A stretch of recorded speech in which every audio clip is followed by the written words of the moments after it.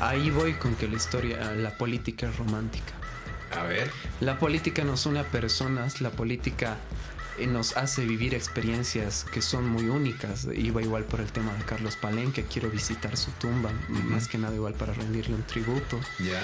Que la política, cuando se trata de confianza, se trata de en qué persona puedo confiar, que no me va a apuñalar por la espalda el día que tengamos que tomar decisiones fuertes. Y es por eso que yo digo, yo no soy patriota. Yo no amo Bolivia per se, yo no amo el rojo, amarillo y verde, este territorio delimitado que para mí es un concepto tan abstracto y Una parte tan grande. Exacto, y que debería disgregarse de una vez. Acción. Hola, bienvenidos de vuelta a Ni Política Idea. Yo soy Joaquín Vargas y hoy tenemos un invitado muy especial, Omar Ramírez García, ¿verdad? Exactamente, es un gusto poder estar en este espacio, saludarte, igualmente felicitarte por el estudio, igual a toda la audiencia. Realmente es grato para mí poder estar en distintos medios, más que nada independientes, para hablar de algo tan importante como es la política en el país. Sale.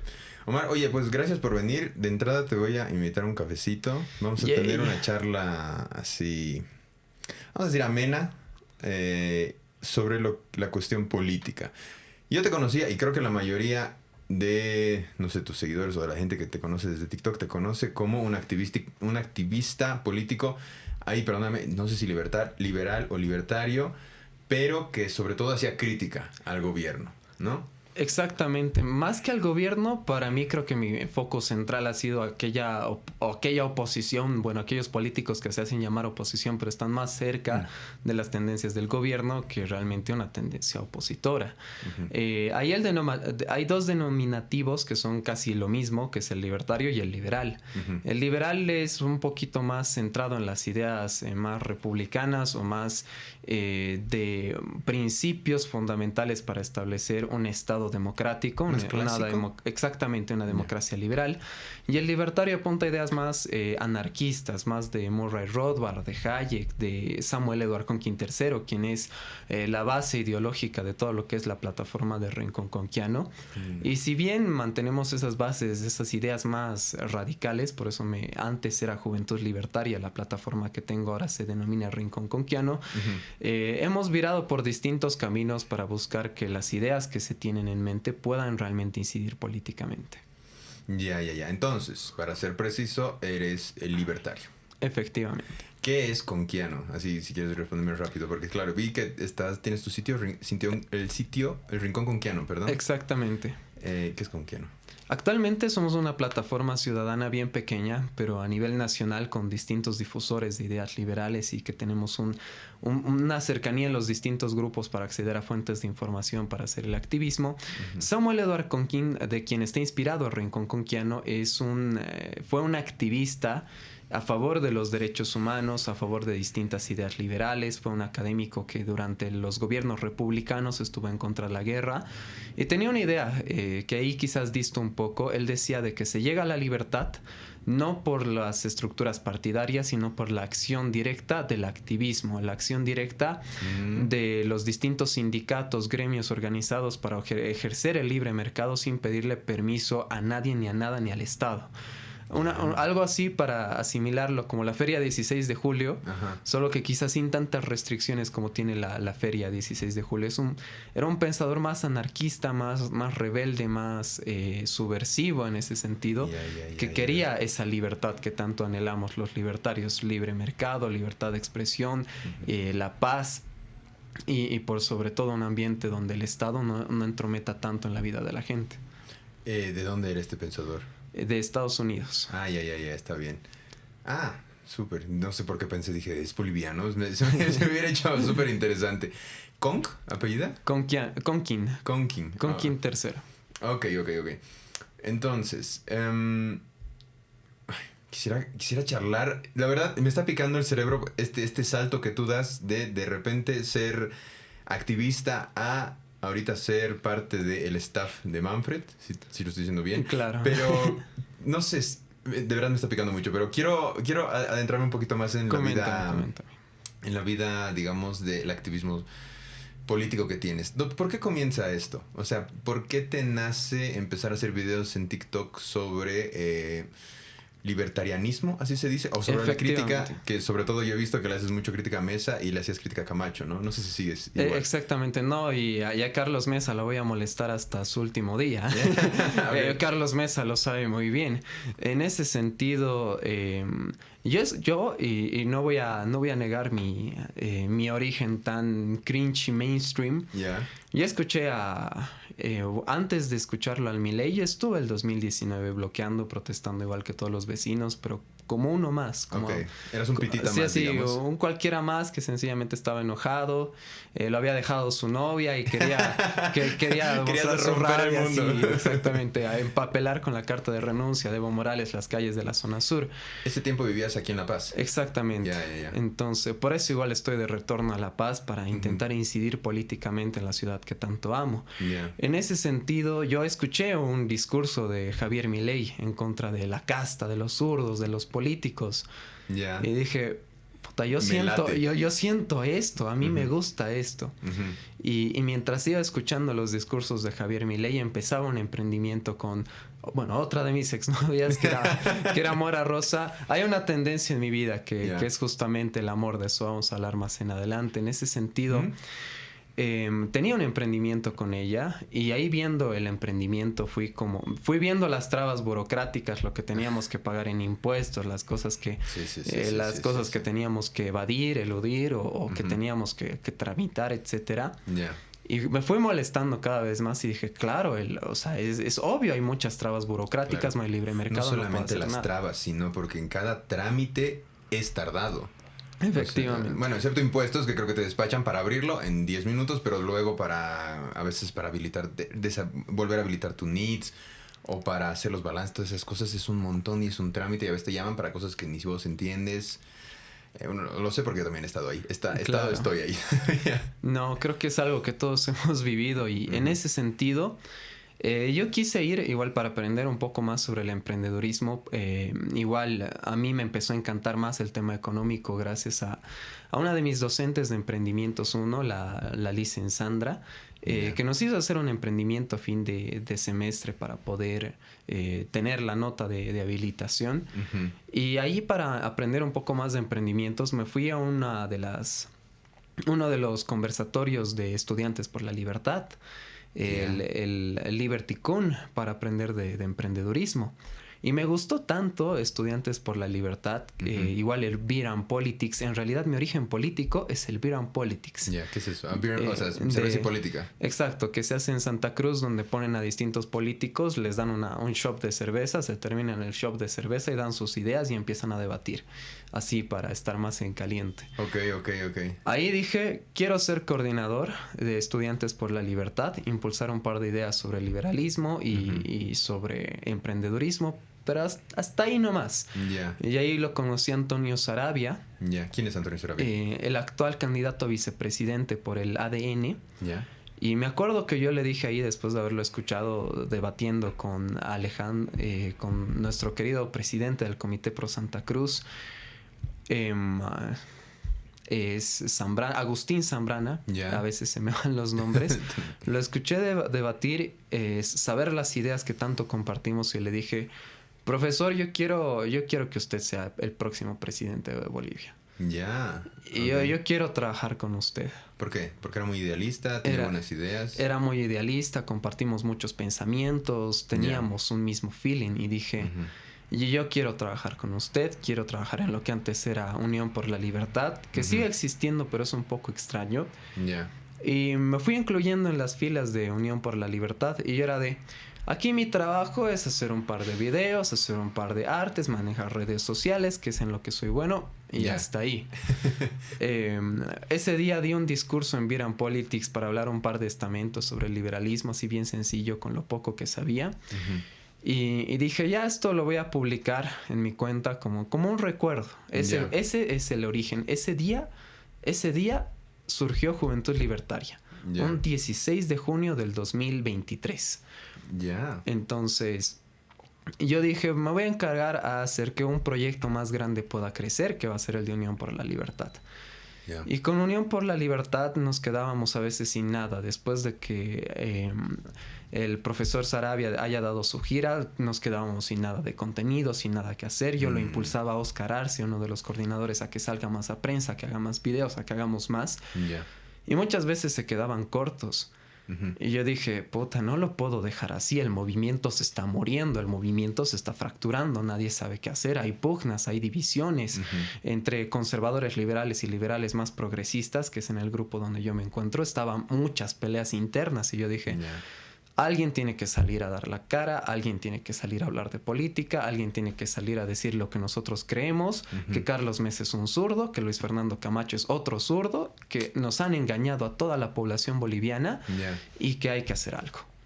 Entonces salgo y empiezo a dar mis opiniones, empiezo a hablar lo que debatíamos en cafecitos, lo que compartíamos, empecé a hacer mis videos y se empiezan a hacer virales uno que otro. En TikTok. Exactamente. Solamente en TikTok, ¿Cómo era? ¿Tenía otro nombre tu canal de TikTok? ¿O era siempre Omar Ramírez? Juventud Libertaria. Juventud Libertaria, sí. Ya, lo recuerdo así porque yo te escribí hace 2 años, si no estoy mal. Exactamente. Fue la época donde entrevisté, no sé si lo conoces, Diego Rada.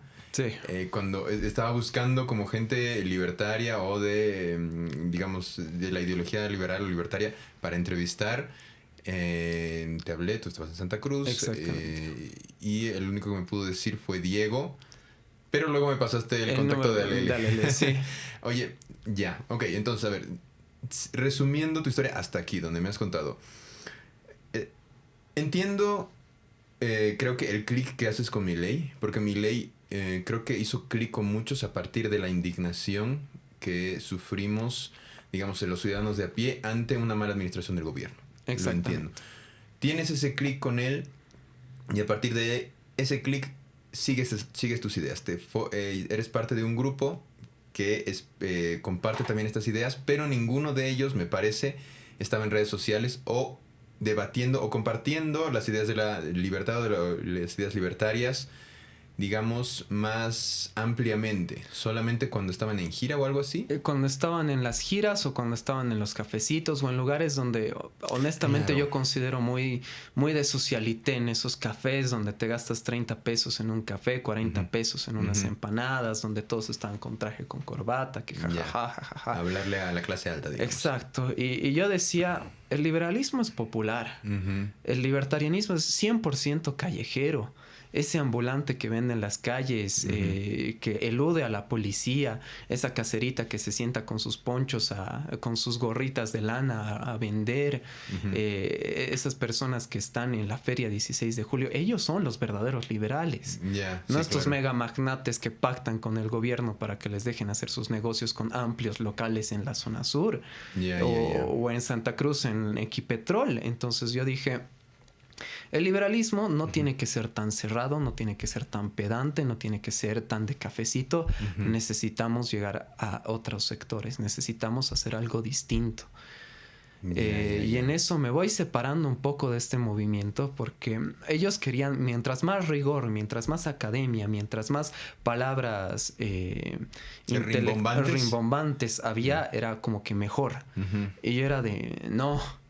¿Cómo explicarle a la gente que los impuestos son una basura a la mayor cantidad de gente? Claro. Y no les voy a decir, según la curva de la oferta y la demanda, que decía que Adam Smith, que no.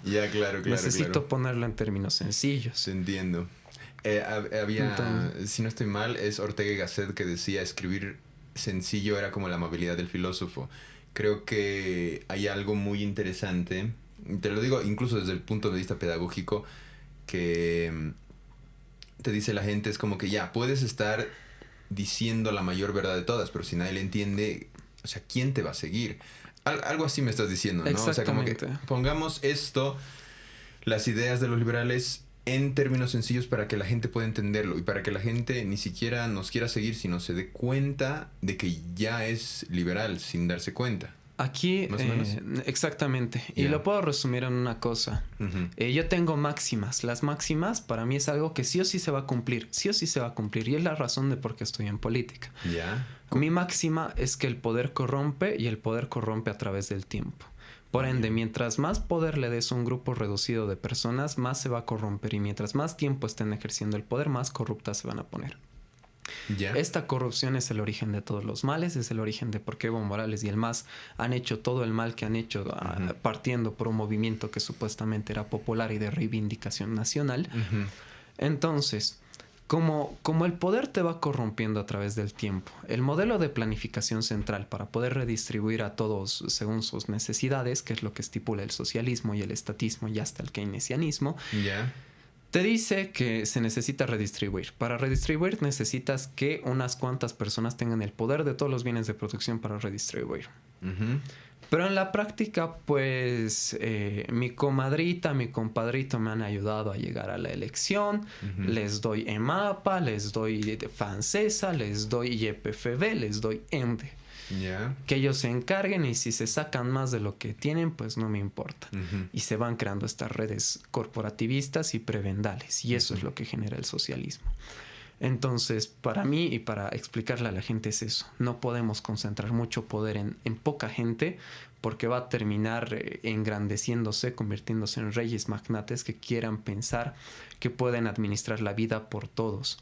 Y esto no va solo con el Estado, va con instituciones religiosas, va con grupos corporativos, empresariales que buscan... Cualquier tipo de institución. Exactamente.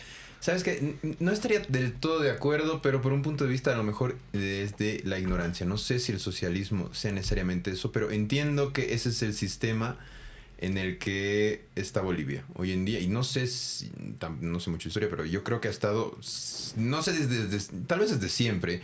Y no solamente Bolivia, tal vez la mayoría del mundo, ¿no? Es decir, un nuevo gobierno entra a manejar el Estado y ayuda a sus amigos, ayuda a su grupo cercano, ayuda a la élite, vamos a decirlo de cierta manera, y hasta tal vez, no sé, si me pongo un poco conspiranoico lo pondría desde el otro lado. Hay una élite que elige a los políticos y que quieran o no tiene que seguir ciertos lineamientos, ¿no? En este caso, y bueno, tal vez voy a censurar esta parte, yo pondría, por ejemplo, poderes a lo mejor políticos o económicos muy fuertes en Bolivia, pondría el narco, digamos aquí, ¿no? Es decir, si hay un grupo, sea el que sea, que tiene demasiado poder en un país, es el que raya las reglas de la cancha.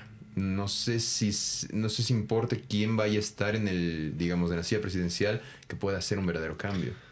Y esto es cierto, y no puedo mentir porque es de lo que hablamos todo el tiempo en los partidos o entre colegas o con otros partidos. ¿Quién va a financiar qué? ¿Quién va a pagar los globos? ¿Quién va a pagar las chamarras? ¿Quién va a pagar tal? Y aquí voy a ser sumamente autocrítico. La chamarra que lo ven puesto a Manfred de Reyes Villa con cuero y todo, y que tenemos varios candidatos, cuesta 700 bolivianos. Las poleras que tenemos cuestan 120. Una caminata, un evento proselitista te debe de costar 3,000 a 4,000, 5,000 bolivianos fácilmente, si no es más. Pagarle a una banda para que esté en un evento cuesta 400. Eso sumarlo a 2 meses de campaña más la época preelectoral, se hace una millonada de dinero. Y ahí siempre se habla de cuál va a ser tu padrino, qué empresario va a invertir en ti, qué. Y si verán mi campaña es de 5 pesos porque nadie me está... yo di un par de stickers en la cena de gala del Manfred que me tuve que ir en micro de paso a esa cena de gala. Y para posicionar mi nombre fue repartir un par de stickers, un par de fotos y en redes sociales se dispara. Eso es lo bueno, nos ha permitido democratizarnos bastante las redes sociales. Pero para no perder el hilo narrativo que nos estamos perdiendo de un punto fundamental... ¿Cómo llegamos a Manfred? Ahí está. Y... Tiene un bigote, ¿me lo puedes mostrar? Sí. Esto es buena campaña de marketing. Utilicemos el bigote de Manfred, ¿Cómo llegamos a Manfred? Estábamos en qué parte de la historia. Era que me voy distanciando del movimiento liberal por su radicalidad, las peleas internas, porque necesitaban su caudillo, porque no querían salir a cámara, porque les daba pavor eso, y yo sí me estaba animando. Y voy y mi objetivo era joderlo al Carlos Mesa. Y abres tu canal y estás con todo ahí Sí. dándole palo. Ya. Sí, y mientras fiscalizaba iba viendo qué diputados, qué gente se le estaba alejando al Carlos Mesa. Ujú. Y quería escuchar sus testimonios para mostrar esa verdad que nosotros ya sabíamos. El primero fue Miguel Roca, Ujú. que le hice una entrevista para que nos comente qué es lo que estaba pasando sobre la situación de CC, Ya. sobre cómo no había democracia interna dentro de Comunidad Ciudadana, sobre cómo se han manejado las elecciones en Comunidad Ciudadana. Ya. Y cómo han tenido un montón de dedazos. Les permitían a los parlamentarios escoger a su jefe de bancada. Ujú. Tenían unas elecciones, todos los parlamentarios participaban y entre los 3 más votados, Carlos Mesa escogía a dedo. Ya. No había democracia. Esa comunidad ciudadana, ese proyecto naranja, ese proyecto de plataformas, de activistas, de gente de calle, terminó convirtiéndose en un proyecto caudillista donde la rosca de Comunidad Ciudadana, Carlos Alarcón, Enrique Urquidi, hicimos el hashtag renuncio Urquidi y lo voy a seguir manteniendo. Ojalá algún día deje la política ese señor. Ya. ¿Quién es ese señor? Es lo voy a decir, esto es igual la premisa fuerte, es un terrateniente que ha robado tierras en Oruro, que ha hecho... que se ha apropiado de lugares que en realidad eran de distintas comunas, de distintas familias, que ha sido jefe de bancada de Comunidad Ciudadana y durante todo su mando se han aprobado un montón de cosas a favor del MAS. Entonces, terminando de entrevistar a Miguel Roca y conociéndolo, ya tenemos una relación de 1 año y medio por ahí. Y nunca me voy a olvidar esta fecha, un 2 de marzo del 2024. Veo un post en TikTok, igual TikTok nos une creo que a muchos, de una cronología de qué es lo que había hecho Comunidad Ciudadana en una elección. Esto lo publicó la diputada Alejandra Camargo. Y estaba tan bien hecho la cronología, tenía tanto sentido que yo automáticamente le escribí en TikTok, le escribí a su correo, le escribí en su Instagram diciéndole: por favor, diputada, necesito hacerle una entrevista y que me cuente la versión de sus hechos. O sea, espera, en una línea temporal estaba diciendo lo que había hecho Comunidad Ciudadana, o sea, ¿qué cosas había hecho? O sea, aprobar leyes, impulsar el movimiento. Exacto. Aprobar leyes a favor del movimiento al socialismo, el tema de lo que ha pasado con la ley del oro, el tema de... No me acuerdo muy bien cuál era su cronología, pero tiene cronologías de cómo pasó el tema de la ley del oro, los bochornos donde llevaron... Fue el tema de los bochornos donde llevaron a diputadas a pelearse en la testera, no sé si te acuerdas. Sí. Oye, espera, pero ella es... ¿O era parte de Comunidad Ciudadana? Era parte de Comunidad Ciudadana. O sea, estaba haciendo una autocrítica. Exacto. Ok, yo diría una autocrítica muy fuerte. Entonces yo Eso está muy chido. Sí, ella es de hecho la única parlamentaria que hace autocrítica de una manera tan sólida dentro del Parlamento. Oye, ya mi fe por los políticos se acaba de subir de un -100 a un -99. Qué bien. Y la cosa es que yo le hago la entrevista. Y quedamos para ese día hacerle la entrevista y tipo 5 de la tarde le hago la entrevista yo estando en una hamburguesería. Así se lo hizo súper rápido y viendo el tiempo que ya tenía. Igual, ¿le grabaste o algo o solo así? Lo grabamos. Ya. O sea, no fue en persona, pero fue por Zoom. Aprovechando la interconectividad. Y me comenta lo que había hecho Comunidad Ciudadana, las formas en las que les habían calumniado, les habían hecho guerra sucia, los estaban utilizando de chivos expiatorios, porque estaban diciendo que quienes habían beneficiado al MAS era ella, era Krupskaya, era Daniel Prieto, Miguel Roca, etcétera. Estos disidentes que en realidad eran los masistas según la lógica de Carlos Mesa y Comunidad Ciudadana. Y yo dije, qué injusto que esta gente que en realidad está defendiendo la oposición y los he investigado y hay pruebas claras de que sí lo han hecho, que se han conformado en lo que se denomina el bloque Dignidad, bloque por el cual yo he trabajado en conjunto en la administración de sus redes sociales, cosa por la cual me enorgullezco bastante. Les estaban haciendo esta guerra sucia.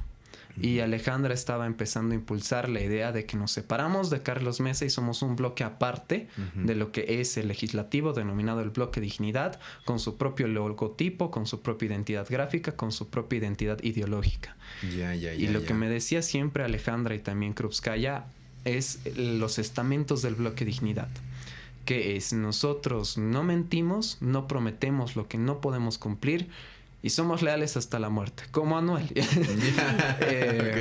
Pónganle un saco y corbata a Anuel. Esos son los estamentos.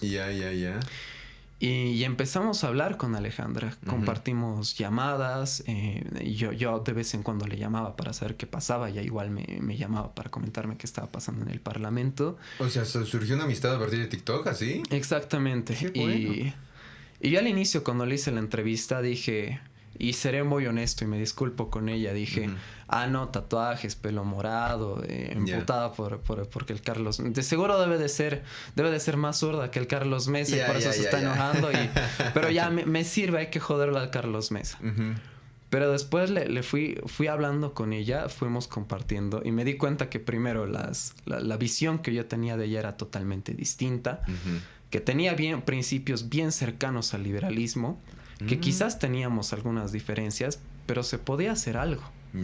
Y ahí es donde se me rompe una barrera. Y es un antes y un después. Y lo puedo decir así, conocerla a Alejandra fue lo mejor que me ha pasado el 2024. Qué y bueno. fue un antes y un después, donde dije de ser un radical a pensar que se puede hacer algo con personas que quizás no compartimos al 100%. Y eso es lo que nos ha diversificado, o sea, lo que ha sido un punto de fractura entre el movimiento liberal y yo. Y seguí apoyándola, seguimos hablando y un punto donde me dijo, empezaremos a coordinar más a fondo, a trabajar en equipo. Yo le dije... Por supuesto, dale. Ahí es donde el movimiento liberal me empieza a atacar, me empieza a señalar de zurdo, me empieza a señalar de tibio, de un montón de cosas. Pero yo sabía que lo que me decía Alejandra, que lo que analizábamos, que lo que veíamos, que lo que sabíamos que estaba pasando, era la verdad y era lo que había que defender. Entonces vamos trabajando en equipo con Alejandra.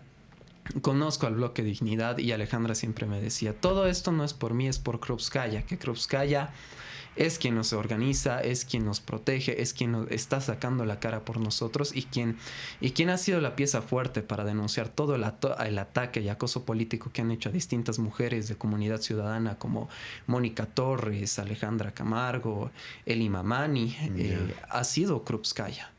Entonces empiezo a coordinar. ¿Quién es Krupskaya? Krupskaya Oña, diputada suplente por La Paz. Y en ese sentido empezamos a trabajar. Empezamos a seguir adelante, Y ahí es donde pasé, honestamente, de dudar de Alejandra, de verla como una política más, a ver aquella virtud. Yo le decía, es una virtud inefable, inexplicable que tenía una persona que me hace decir... Yo creo en ti.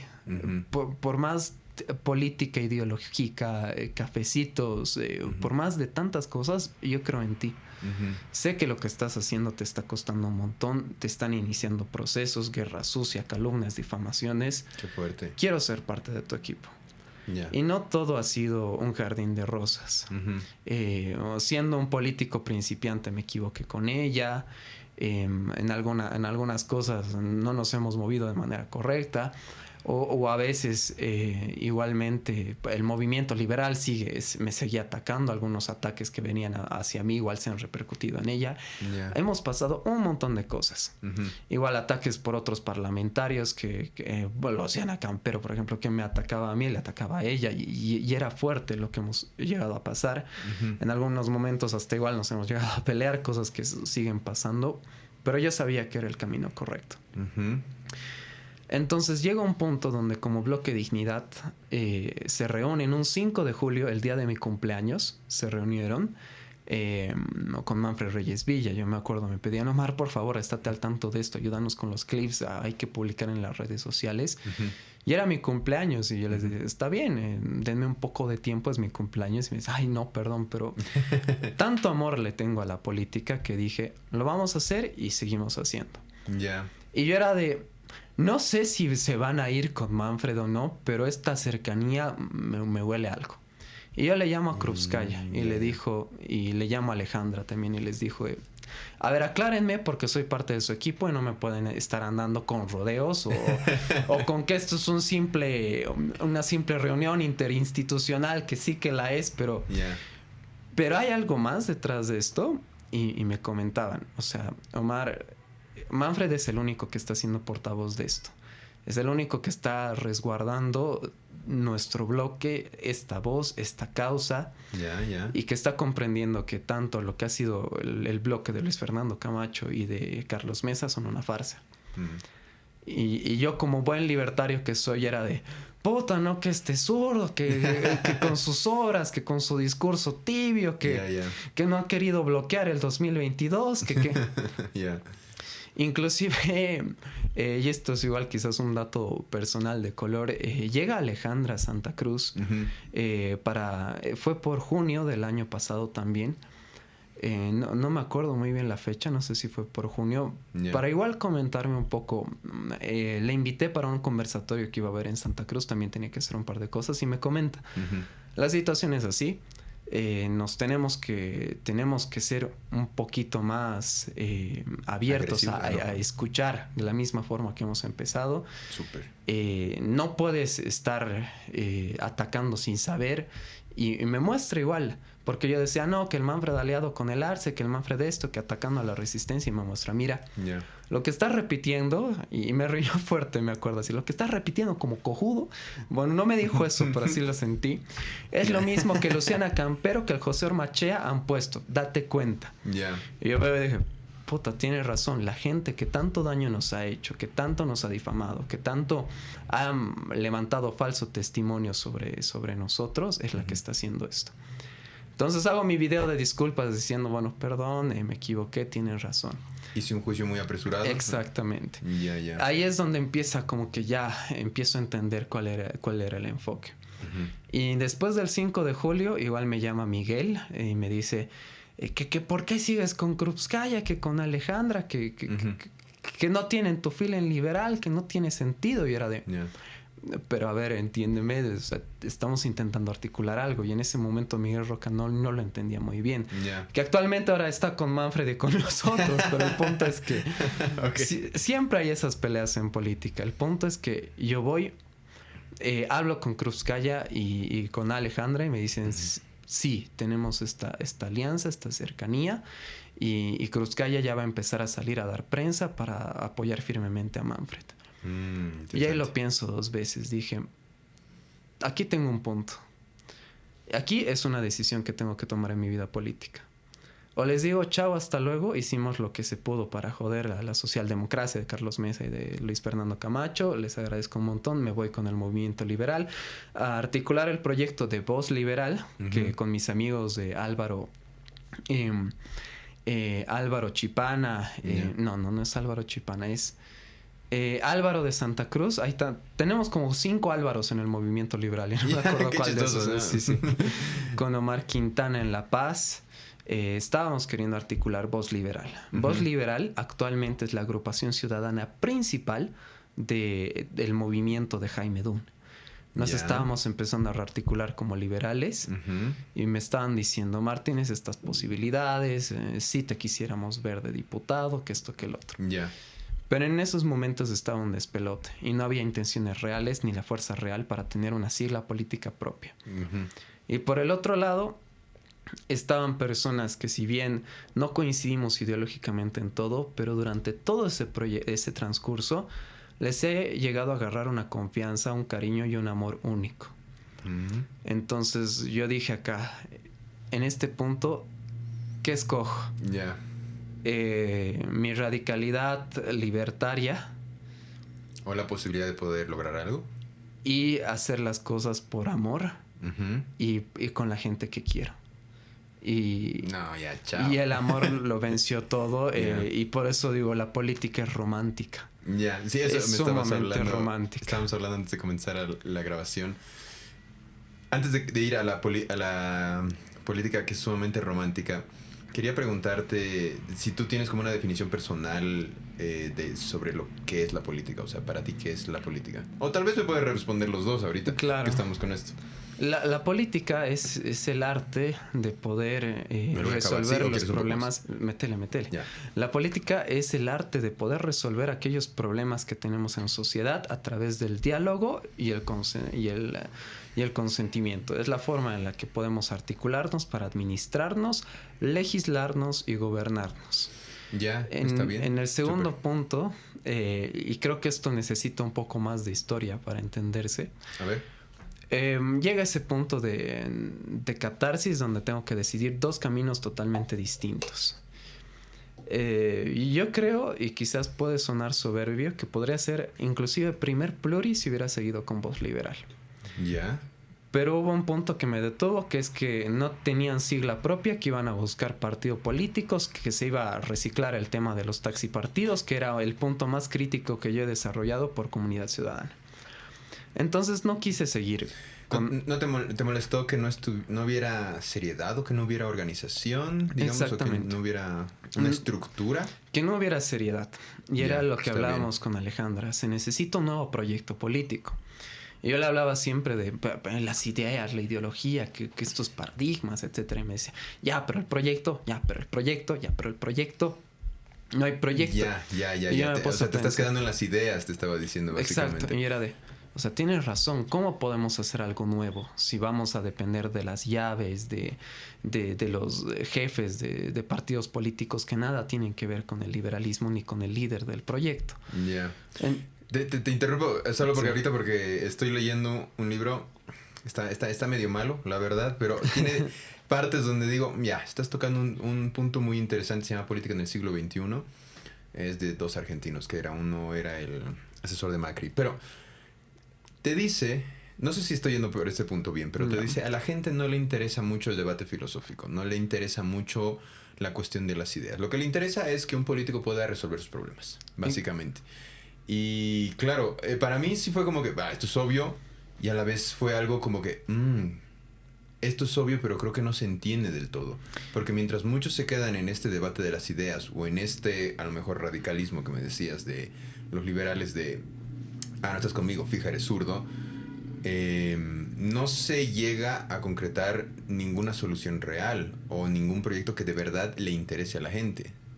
¿O me estoy yendo por otro lado? Exactamente, es que el problema parte por eso. Nos hemos peleado por tantas cosas y no me lo van a negar. Se piensa que es un bloque homogéneo, se piensa que no hay problemas, pero ha habido un montón de problemas. ¿Dónde? ¿Los liberales o los liberales? Ya, ok. Que yo he intentado darles esa convergencia, yo he intentado darles contactos de diputados que había ganado, espacios que yo me había abierto, y nunca lo han entendido. Se quedaban en, tiene pelo morado, no, de seguro es zurda. Se quedaban en, estaba con Carlos Mesa, no nos sirve, de seguro es un zurdo. Claro. Y al no entenderlo, yo dije, aquí no se puede hacer nada, van a seguir rumiando, no van a tener partido político, no van a lograr los objetivos. Dicho y hecho, no han tenido partido político, no se ha logrado los objetivos que queríamos, ya han optado por por un taxipartido y replicar la política improvisada y vieja de antes. ¿Qué quiere decir taxipartido? Los taxipartidos son aquellos partidos que no tienen ni estructura, ni militancia, ni organización, que están ahí simplemente para venderse al mejor postor. Pero tienen todos los papeles para estar en la papeleta. Exactamente. Entendí. Pero, Johnny Fernández. Exactamente. Yeah. En ese sentido, Johnny, es más, igual iba por eso.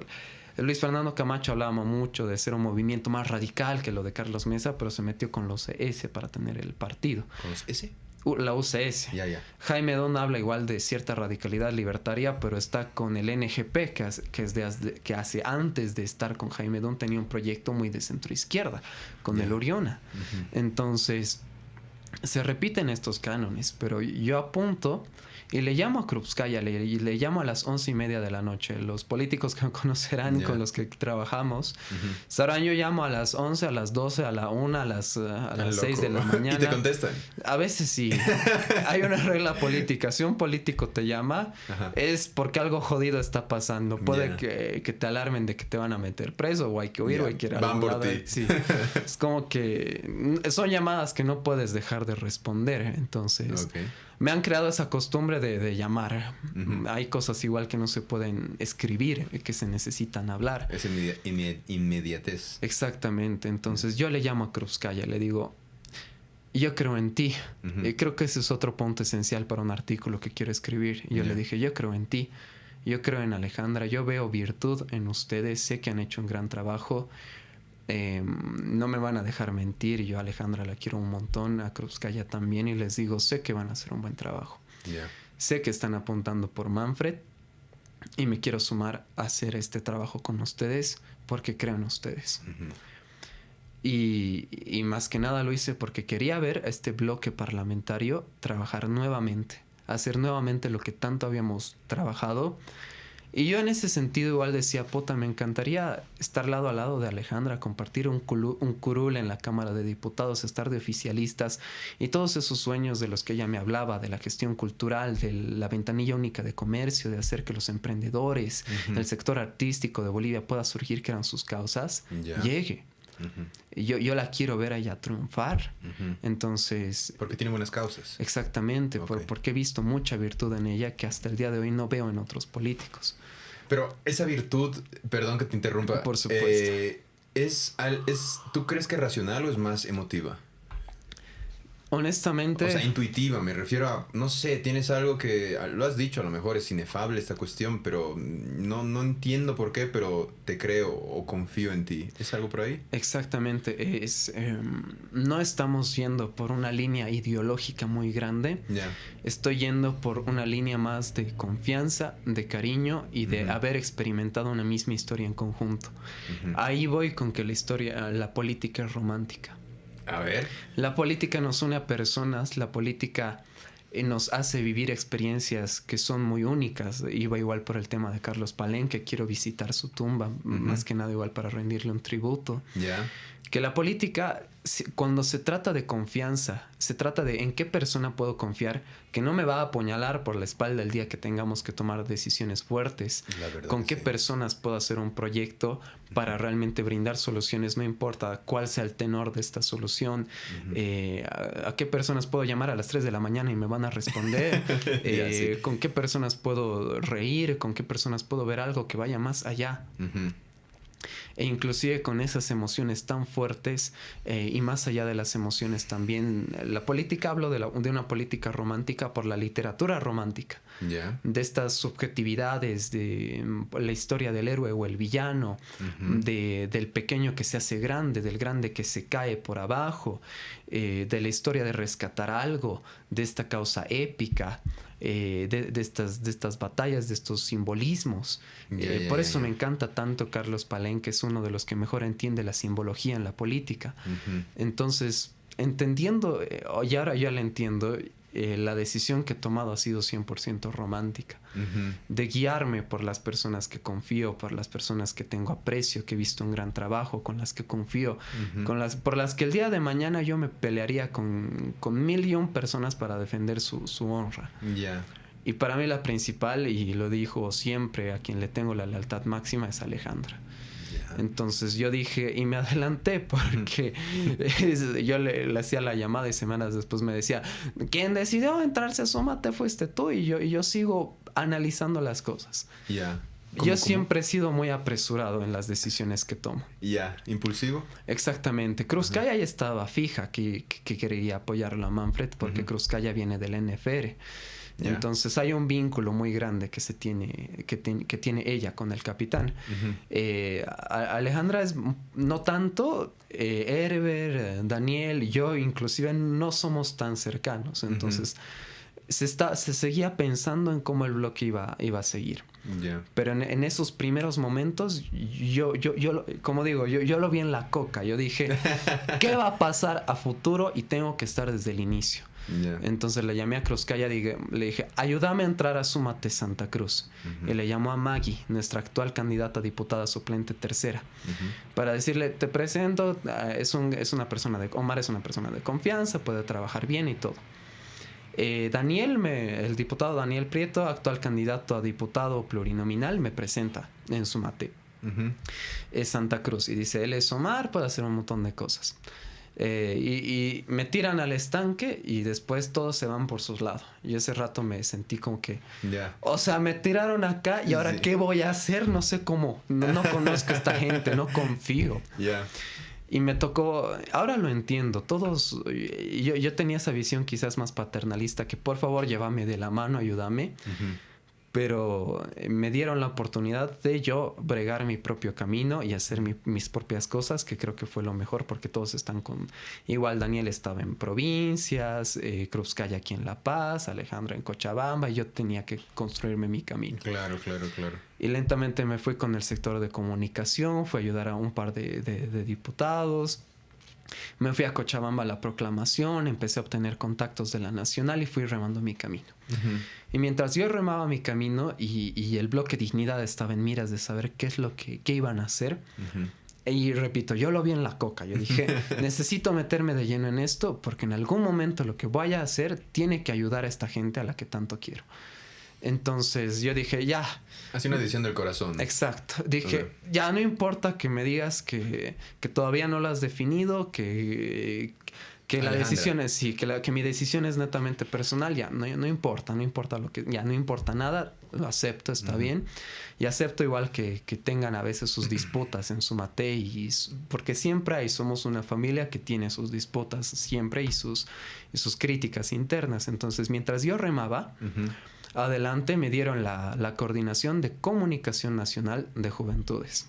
Yeah. Y ahí parte otro verso. Honestamente, yo no sé mucho de comunicación. Quien sabe es Alejandra. Uh-huh. ¿Ella es comunicadora? Comunicadora social, estudió fotografía documental y se fue hasta Argentina a hacer otros estudios que ya no me acuerdo muy bien. Qué chido. Entonces, yo absorbí esos conocimientos en 1 año y medio de trabajo, uh-huh. Igual antes de estar en Sumate. Uh-huh. Y con lo poco que sabía que me fue enseñando ella y lo que vi investigando sobre comunicación política, me dieron esa cabeza de comunicación de juventudes. Yeah. Fue haciendo un poco más de cosas. Consolidé apoyo a nivel nacional. Uh-huh. De la estructura más cercana al Manfred logramos el apoyo. Logramos hacer la entrevista a Manfred. Logré hacer un montón de cosas. Uh-huh. Y hubo el momento en que las cartas se deciden que a mí me tocó hablar. Mientras algunos del bloque Dignidad, Alejandra, estaban lejos, yo decía... Ya estamos acá, ya he hecho todo este trabajo, ya le he metido esfuerzo. Necesito que se hagan estas cosas, necesito que este bloque sea tomado en cuenta, uh-huh. que Alejandra sea tomada en cuenta. Estamos en estos grupos, porque ella no está en los grupos, hay que agregarla a los grupos, hay que hacer esto. Uh-huh. Y mientras Ale estaba con su gestión parlamentaria, yo estaba haciendo campaña. Uh-huh. Y se presionó tanto, se molestó tanto, se mostró tanto el trabajo que se estaba haciendo, que se logró incluir a una gran parte del bloque Dignidad. Y igual cada uno del bloque Dignidad hizo sus propias campañas, sus propias gestiones, su propia vocería, en el caso de Alejandra, con todo lo que ha hecho en distintas entrevistas para llegar. Uh-huh. Una vez que se llega a la decisión de las candidaturas, un par de días antes le llamo a César Camacho, la segunda cabeza de la coordinación territorial, para preguntarle cómo van las cosas. Uh-huh. Y me dice, no, Mar, tú no vas a poder ser candidato, que ni modo, que la estructura de Santa Cruz no te está tomando en cuenta, que Uh-huh. Y era de, bueno, ya lo comprendo. ¿Y cómo está a nivel nacional? Y me dice, ¿y cómo está el bloque? ¿Y cómo está este bloque? Y me dice, no, que hay que ir viendo, cada uno igual ha mostrado su trabajo, que Uh-huh. Y le sigo molestando y le digo, este bloque tiene que incluirse de alguna forma. Uh-huh. Igual cada uno ha hecho su trabajo y me llama un día antes de la inscripción de candidaturas. No. Y me dijo, oye, ya le llamaron a Alejandra, tiene que presentar sus papeles. Uh-huh. Y era de, a ver, ¿qué me estás diciendo? O sea, porque igual yo le estaba diciendo, no encuentro propósito aquí si mi bloque, si las personas... No van a tomar en cuenta. Si no se lo toman en cuenta mi bloque, yo no tengo ninguna razón de estar acá. Ya. Yeah. Y eso le había dicho a un montón de gente. Si no se toma en cuenta mi bloque, yo no tengo razón de estar acá. Uh-huh. Si no se le incluye a estas personas, yo no tengo razón de estar acá. Uh-huh. Entonces, un día antes me llama y dice, ¿se alistaron Alejandra ya alistó sus papeles para ser candidata a senadora? Ya. Yeah. Y yo soy de, no sé, le voy a llamar. Y le llamo y me dijo, no, ¿de qué me estás hablando? Y me cuelga y le llaman uh-huh. nuevamente para pedirle sus papeles. Uh-huh. Y me llama y me dice, me pidieron los papeles. Y yo era de, calladito, qué bien, yo no sé. Siempre supe que esto iba a pasar así. Sí. Ok, entonces, ¿vas a ser senadora por Manfred? Estoy entendiendo mal. Exactamente. Candidata a segunda senadora por Santa Cruz en suplencia. Ok. Entonces se logró. Igual sé que Alejandra hizo igual un gran trabajo para también alzar la voz de lo que ha pasado en Comunidad Ciudadana, en las distintas entrevistas, notas de prensa que ha hecho. Un montón de la línea comunicacional de Súmate parte de la voz de ella. Igualmente ha hecho harto trabajo para consolidar este proyecto desde hace más tiempo que yo. Y más que nada ahí mi rol ha sido impulsar quizás un poquito más y joder un poco más con un sector que quizás no era tan cercano al nuestro, porque sus lazos eran distintos. Se consolida esto tanto por el trabajo de ella, del trabajo de todos, lo que yo he ido molestando, y yo dije, bueno, y le volví a decir ese día, yo creo en ti. Si tú estás aquí, todo esto valió la pena. Yo sabiendo de que me quedé sin candidatura, que no logré nada, que fue el pelele de la camarita, el TikToker, y ya dije, no me importa, si está Alejandra, todo habrá valido la pena. Está bien. Ya entiendo la cuestión romántica de la política entonces. Entonces, ¿qué es lo que llega a pasar? Yo ya había asumido, yo perdí, terminé la relación con mi novia de 3 años por la política. Me fue mal en un ¿Por la política? Sí, porque te cambia un poco. Dejé de ser ese chico más inocente, más tranquilo, idealista, sí. Para ser una persona un poco más pensativa, más calculadora, más analítica. ¿Más cínica puede ser? No creo que más cínica, porque siempre he intentado mantener la coherencia en mis acciones, que es lo que me enseñaron en el bloque Dignidad. Pero un poco más igual paranoica, porque nos han llegado ataques bien fuertes. Sí, ¿sabes qué? Creo que, lo leía en otro libro de política, esta cuestión como que, no me acuerdo bien, pero como 2 maneras de hacer política, y una era como la ideología política, hacer política por los ideales, defender ciertos ideales, hacer un proyecto del país a partir de ciertos ideales. Y la otra, básicamente la política de Maquiavelo, que es la realpolitik, ¿no? Yo creo que por más que quieras pensar en esta cuestión de ideales, el sistema que está construido no solamente en el país, sino a nivel global, es la realpolitik. Es decir, la pragmática de la política. O sea, hay que obtener resultados, sea como sea que haya que hacer, y sea quien sea que haya que apuñalar, o a quien sea que haya que tirar abajo del bus. No sé si te ha pasado esto, sentiría que es como que te has dado cuenta que, yo quisiera este camino, pero el sistema o el juego está hecho en base de esto. Así que no importa tanto la cuestión ideal, sino cómo te organizas para lograr cosas. Aquí, y este es otro punto interesante que igual quería comentarte. Estoy haciendo un tercer documental. Le he hecho 2 documentales a Manfred.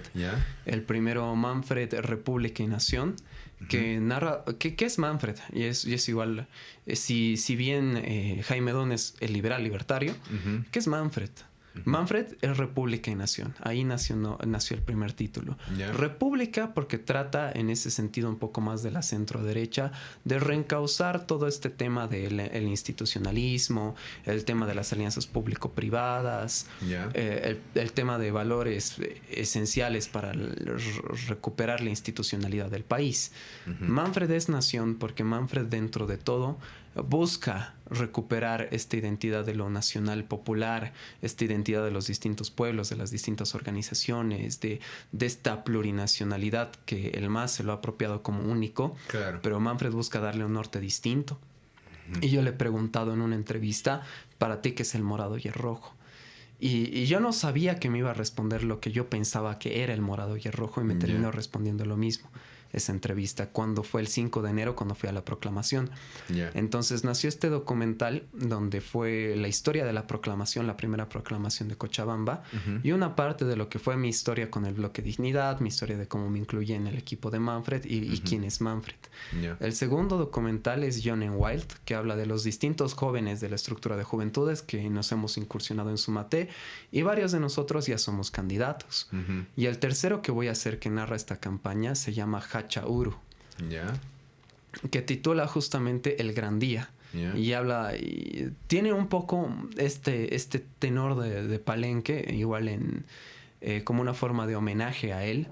Pero en esta canción de Hachauru, que tanto Condepa usaba en sus campañas, en la traducción dice algo que me encanta mucho.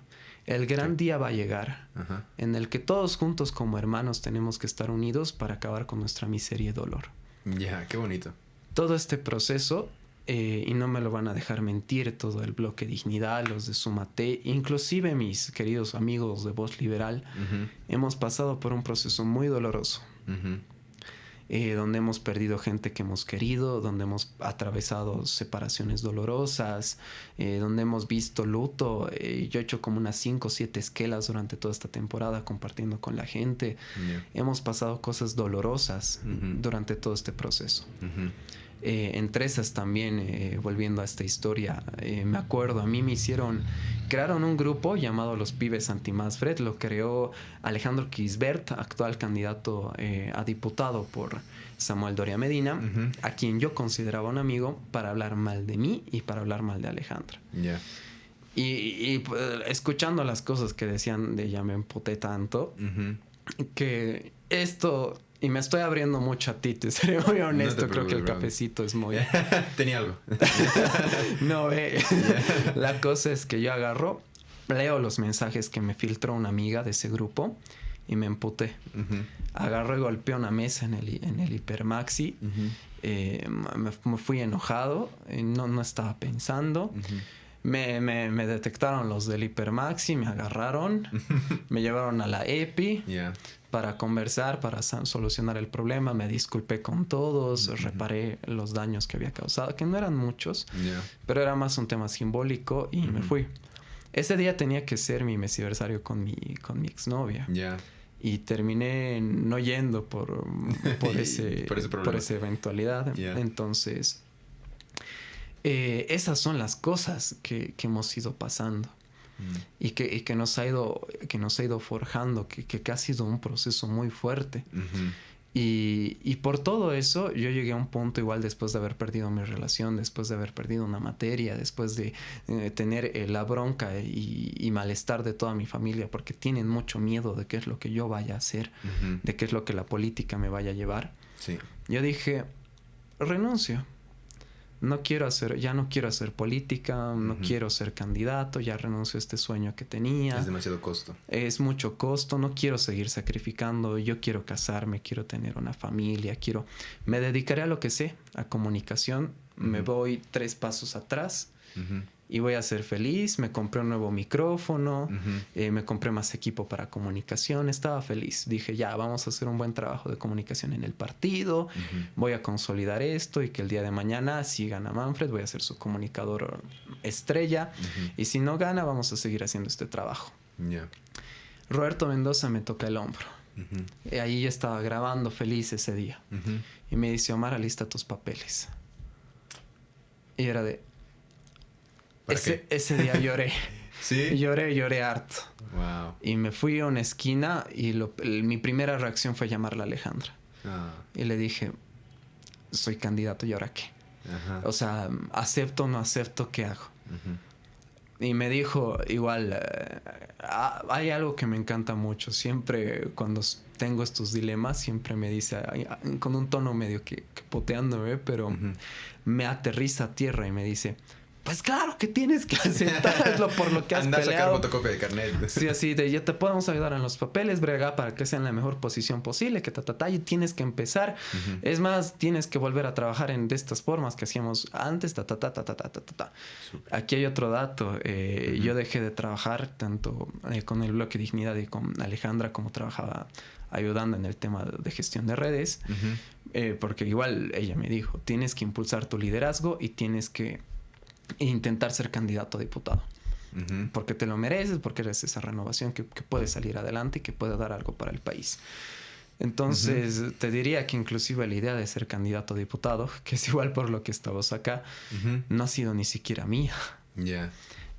Ha sido el resultado del impulso tanto del movimiento liberal de ese entonces, de Unión por la Libertad, de Oscar Arce, de Alejandra, de Sumate, de Manfred, y fue algo que nunca imaginé en mi vida que iba a llegar a ese punto.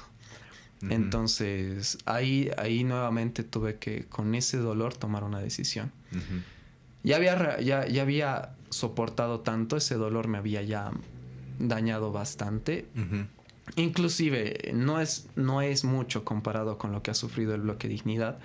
En ese sentido quiero ser respetuoso con eso, porque decir que lo que yo he sufrido ha sido bastante... Es ilógico con lo que ha sufrido Manfred, las persecuciones a su familia, el incendio en la prefectura, la muerte de Cristian Orresti, las cosas que han pasado a mis colegas de trabajo han sido muy fuertes. Y yo igual he pasado quizás en menor medida, pero igual cosas fuertes. Entonces... me tocó nuevamente renunciar a esa vida ordinaria, ese sueñito de una vida simple que yo tenía. Otra vez una como disyuntiva, ¿no? Disyuntiva. ¿Por qué? Y aquí entra el Omar más político, por amor a una causa. Reivindicar la historia que hemos pasado por 2 años, que algunas ideas liberales entren en el proyecto de Manfred, que en esa convergencia que quiere hacer Manfred de unificar el país y tener una suerte de unión, puedan existir estas ideas. El tema de la biotecnología, como estudiante de biotecnología, pueda entrar. Y no importa si yo llego a ser diputado o no, llevar este programa de gobierno a Manfred. Y siendo candidato el día de la cena de gala, pude hacerle llegar mi agenda parlamentaria. Me pusieron en los grupos de candidatos y les hice llegar a cada uno. Entonces el objetivo político se logró. Y ahora estamos ante el objetivo de lograr ganar las elecciones nacionales. Y toda esta historia, que te agradezco un montón darme la oportunidad de contarla, tiene sin duda ese tenor romántico. Y quizás no he contado tanto mi historia, sino la historia del equipo. Pero por eso, insisto, antes era un estigma porque me veía más, yo era me tengo que hacer sentir como político, pero ahora lo digo con orgullo, yo soy el de la camarita. Yo soy el chico de la camarita que está al tanto de la historia que está viviendo cada miembro del equipo. Y me dijo nuestro coordinador de Juventudes Nacional, no se trata de ti, sino de lo que haces por el equipo. Y ahí me hizo dar cuenta y era de puta. Yo en mi afán personalista no me doy cuenta de qué puedo hacer por el equipo. Justamente iba a preguntar eso. O sea, ¿no quieres que contradice un poco los ideales libertarios de esta cuestión de como velar por mí, por mis intereses? Podemos tomarlo por la visión randiana del amor. Ayn Rand decía, todas las acciones que tomamos son en parte egoístas. Y cuando le preguntaban por su esposo, ella se empotaba. Yo creo que ahí hay una disonancia en Ayn Rand, que es una pensadora liberal, que ella decía, yo no lo quisiera a mi esposo si no me tuviera algo que ofrecer, si no tuviera una virtud, algo más grande. O sea, no es que yo le doy amor porque sea una... O sea, el amor católico, como el amor católico, sí, amar por amar, sino lo amo porque tiene algo que es amable. Exacto, porque Ayn Rand decía, o sea, no tiene sentido el amor, no tiene... o sea, es como que... pierde su propósito, pierde esa cosa especial si se le entrega a todo el mundo, porque sí, es como que... ya tú miserable, aquí te doy tu diezmo de amor, es como que... Yo he visto en ese sentido, igual desde mi mismo egoísmo, quiénes son esas personas que realmente valen la pena, que me impulsan, que están impulsando al país y que tienen cosas que yo considero que son virtuosas. Y esa virtud yo la quiero en mi vida siempre. O sea, y qué bonito, te entiendo. A ver, las decisiones que has tomado no han sido más por un colectivo, por un grupo, sino por las personas que amabas. O por el proyecto hecho por esas personas a las que tú consideras virtuosas, ¿no? Exactamente. Qué interesante. Es una batalla muy fuerte, ¿no? O sea, a lo que me estás contando me parece que esta cuestión política de verdad tiene demasiado coste. Y hasta cierto punto creo que incluso el coste ya se vuelve parte de la razón por la que seguir adelante, ¿no? Como he invertido tanto en esto que quiero que esto salga adelante, ¿no? Exacto. Y es por eso que a muchos políticos les es difícil dejarlo. Sí, claro, total. Y por eso dicen, la política es un camino de ida, pero no hay vuelta. Y yo he tenido como unas 3 oportunidades donde me podía dar la vuelta. Y este es otro verso. La política te da en la medida en la que renuncias. Mientras más renuncias, más te da. Ya te entendí. Mi exnovia me dijo una vez que quería terminar conmigo, me dijo, tienes que elegir entre la política o yo. Y yo me quedé así atónito y le dije, no, te elijo a ti, está bien, me voy a quedar, solo voy a trabajar, hacemos lo que sabemos hacer y hasta ahí lo dejamos. No quiero pensar en mí, per se, quiero pensar en este proyecto juntos. Y cuando me terminó, cuando ya no pudo aguantar que yo siga haciendo este trabajo, inclusive solo siendo el coordinador de comunicación, ahí yo supe que iba a pasar algo. Y dije, son estos versos, es lo que me contaron mis colegas. Si la política me está obligando a renunciar a algo, es porque algo más grande va a venir. Claro. Y me tocó la candidatura, que no pensé que iba a tocar. Para mí, con que Alejandra haya sido candidata a senadora, me bastaba y me sobraba y me iba a chupar por ella así, yo soy el candidato a senador. Así. Entonces dije, me llegó la candidatura y sin importar el número, si llego, para mí es ya un logro importante. Mismo. Entonces se llega a este punto y llego a entender, al menos para mí, cuál es la forma en la que quiero ver y hacer la política. Y es lo que va a costar mucho entender al movimiento liberal, cómo se va estructurando y cómo debería de funcionar. Porque mientras seguimos en ese debate, pierdes personas que pueden darte mucho. Eso te iba a decir, me parece que has entendido algo bien importante que, bueno, por eso te preguntaba tu definición de la política, que me decía esta cuestión de organizarnos y resolver problemas. No, en tu definición no está esta parte de, resolver problema, pero solo entre los nuestros o entre los que pensamos diferentes, sino resolver un problema. A lo mejor los problemas más importantes de la sociedad o lo que más necesitamos. Pero eso incluye, no necesariamente, pero yo siento que puede incluir gente que piensa diferente de uno. Porque a lo mejor saben más de uno, saben más que uno, o saben cómo solucionar ese problema, o tienen la posibilidad de solucionar ese problema, ¿no? Eso me parece muy interesante. Porque si hay, de entre las cosas que creo que más desprecio, que me asustan y tal vez desprecio, sí son los fanáticos. Siento que eso sería muy, muy interesante de ti, o sea, abrirte a... Hay personas que piensan diferente de mí, pero podemos trabajar juntos, ¿no? Exacto. Pero es muy bueno. Y ahí debatíamos mucho. En Súmate hay personas que tienen pensamientos muy distintos, pero hemos logrado congeniar en 2 puntos esenciales. Que se necesita un cambio económico y que necesitamos hacer que Bolivia entre en una reconciliación aceptando las diferencias de la gente. Tenemos desde libertarios radicales como yo, hasta personas más ligadas a sectores de izquierda, personas de la comunidad trans. Nuestra primera senadora por la paz es trans. Personas que se han dedicado a la gestión cultural como Alejandra, personas que se han dedicado más a la parte económica como Miguel Roca, personas más constitucionalistas. Hay un proyecto muy diverso, pero que ha logrado entender esta necesidad de convergencia, de unidad y de lograr un proyecto para el país. Y ahí, para cerrar este punto, ir al último punto, que ya es un punto más político, quizás menos cursi, pero quería aprovechar esta entrevista, la que voy a tener mañana, para hacer ese homenaje que honestamente no sé cómo se lo vaya a tomar, y a estas alturas igual no es tan relevante, pero todo esto y todo este aprendizaje y esta trayectoria y esta formación y este nuevo Omar político no hubiera sido posible si un 2 de marzo no hubiera conocido a Alejandra Camargo, quien es nuestra actual candidata a senadora.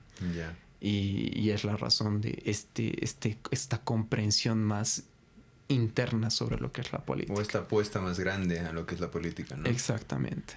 Qué interesante. Ya después es quién es Omar en la política y en este juego, que ahí entramos en un punto un tanto más distinto. Ya, qué interesante. Bueno, me parece que hasta aquí por lo menos vives como piensas, esta cuestión de vamos a vivir la política de una manera romántica. Creo que lo has seguido bastante bien. Y me gusta tu historia, me parece una buena historia.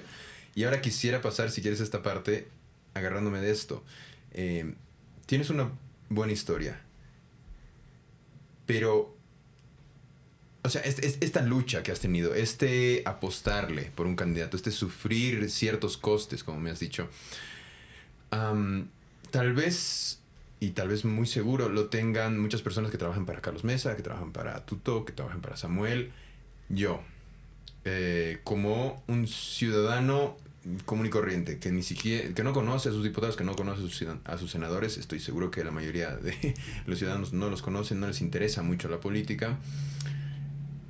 Y yo, siendo bien escéptico de los políticos, ¿por qué votaría por Manfred? ¿O qué es lo que Manfred podría ofrecerme a mí como un ciudadano promedio? Aquí vamos al otro punto, cerrando un capítulo acá. Yeah. Una vez llegamos al proyecto de APB Súmate, se va discutiendo un montón de ideas para armar el programa de gobierno. Uh-huh. Las dos ofertas creo yo que son las más grandes de Manfred, volviendo al concepto de la República y la Nación, es primero hacer un cambio en cómo se está administrando el país, tanto económicamente como lo que es la seguridad. Y en eso, el desarrollo de este programa de gobierno se ha podido tener varias ideas liberales. Yeah. Punto número 1, se va a eliminar la subvención al combustible y se van a eliminar a los intermediarios para garantizar el combustible entre 4.9 a 5 bolivianos. Yeah. Para que no hayan colas, para que no tengamos que depender de un montón de precios internacionales, para no depender de cómo lo está administrando el gobierno. Y en ese sentido nos vamos a ahorrar unos 2.000 millones de bolivianos anuales, que se van a poder utilizar en otros proyectos, uh-huh. en obras, que es lo que Manfred tanto le gusta desarrollar. Okay. El punto número 2, se va a reducir el IVA, el impuesto al valor agregado del 13% al 10%. Yeah. Otro punto esencial, se quiere eliminar 3 ministerios y el 18% del aparato estatal, que nos va a permitir poder reducir los impuestos. Otro punto principal es el tema del orden, que Manfred, al ser capitán, uh-huh. y es lo que repetíamos mucho en Súmate, no tengo aquí mi billetera, pero lo decíamos bastante, donde manda capitán, no manda cocalero. Yeah. Y queremos poner fin con esta contundencia que sabemos que no lo va a hacer ni Samuel ni Tuto, a lo que viene a ser el terrorismo de Evo Morales. Es lo que proponía Manfred, se lo quiere apresar a Evo Morales el primer día que Manfred llegue al poder. Yeah. Se quiere hacer un cambio estructural en todo ese sentido, pero al mismo tiempo se quiere seguir preservando esto que distintos sectores no han entendido, que son las identidades de distintos agrupaciones de personas, de distintos pueblos originarios, como se los denomina, uh-huh. Poder mantener este ambiente de paz y reunificación del país. Y ahí Manfred ha sido muy autocrítico en muchas cosas. Yeah. Punto número 1, las alianzas ciudadanas, las alianzas políticas entre dos partidos, varias estructuras ciudadanas no sirven. Uh-huh. Se necesita un nuevo partido político donde se haga una limpieza y se empiece desde cero con nueva gente, con una nueva estructura orgánica, que el día de mañana pase lo que pase después de Manfred, uh-huh. Igual así, ojalá no pase pronto, pero después de que Manfred parta uh-huh. de este mundo, pueda seguir su legado. Y eso no está buscando ni Tuto ni Doria, son muy cortoplacistas. Porque, ¿qué pasa? Se muere Tuto, se muere Doria, ¿qué va a haber atrás? Unidad Nacional que se ha desmembrado y quedan ciertos resabios, uh-huh. pero es una mezcolanza de un montón de otras organizaciones. Uh-huh. El Frente Revolucionario de Izquierda, que no es per se de Tuto, sino de la gente allegada a Ricardo Paz, que es un proyecto muy distinto. Uh-huh. La gente de Demócratas, que es la gente de Rubén Costas, que ya no tiene un horizonte y son conocidos por ser el partido más corrupto en Santa Cruz. Wow. O lo que es ese proyecto de Súmate, que somos... Es nosotros que hemos llegado a conformar, que ahora tenemos la dirección de comunicación. Diego Brañez, que es igual mi contemporáneo, que uh-huh. es candidato y tiene la dirección es vocal ante el Tribunal Supremo Electoral en el partido. Activistas de renombre como Ernesto Giraldes, que ahora es vicepresidente del partido. Y toda esta gente nueva que ha incluido Manfred, uh-huh. que de una u otra forma ha pensado en ya después de esto tiene que haber algo más, y es eso que igual Súmate trata de aportar, aparte de las propuestas del programa de gobierno y lo que es el tema de la reunificación del país. A ver, esto último me dices como que organizar un partido ya no en base a un caudillo, que es algo que estamos arrastrando en la política boliviana, ¿no? Esta cuestión de que siempre tiene que haber un líder o un salvador que esté a cargo de eso, porque lo que me has dicho, cada vez que o él parte o el partido se va, digamos, se divide, lo que está pasando con Evo Morales y el MAS, básicamente, para que el momento en que eso pase, el partido siga o el movimiento siga. Sí, sí te estoy Sí. entendiendo bien. Ya, eso me parece súper interesante. Está buenísimo. Desde el punto de... Bueno, a ver, ahorita que me hablabas del combustible ideal. Sería bueno hablar de los dólares. Esto de los combustibles, la verdad no soy economista o soy especialista en esto. No sabría contraargumentar. Pero se me va un poco. Hay un punto que tocaste, creo que el tercero, antes de tocar esto de los partidos. ¿Qué me dijiste otra vez? La gasolina.